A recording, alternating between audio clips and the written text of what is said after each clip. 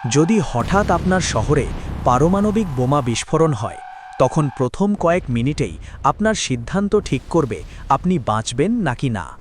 বিস্ফোরণের তীব্র আলো দেখলে সঙ্গে সঙ্গে মাটিতে শুয়ে পড়ুন এবং চোখ ও মুখ ঢেকে ফেলুন। কয়েক সেকেন্ড পরই আসবে শক্তিশালী শকওয়েভ, তাই দেয়াল বা শক্ত কোনো জায়গার আড়ালে আশ্রয় নিন। যত দ্রুত সম্ভব কোনো মজবুত ভবনের ভিতরে ঢুকে পড়ুন। বিশেষ করে বেসমেন্ট বা ভূগর্ভস্থ জায়গা সবচেয়ে নিরাপদ।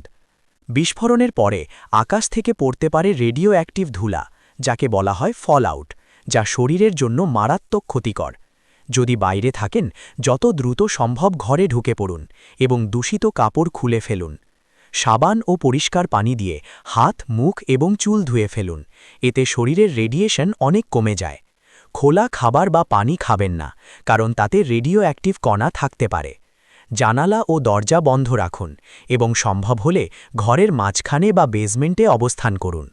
মোবাইল বা রেডিওতে সরকারি নির্দেশনা শুনতে থাকুন, কারণ কখন বের হওয়া নিরাপদ তা তারা জানাবে। মনে রাখবেন, বিস্ফোরণের পর প্রথম 24 ঘণ্টায় সবচেয়ে বিপজ্জনক সময়।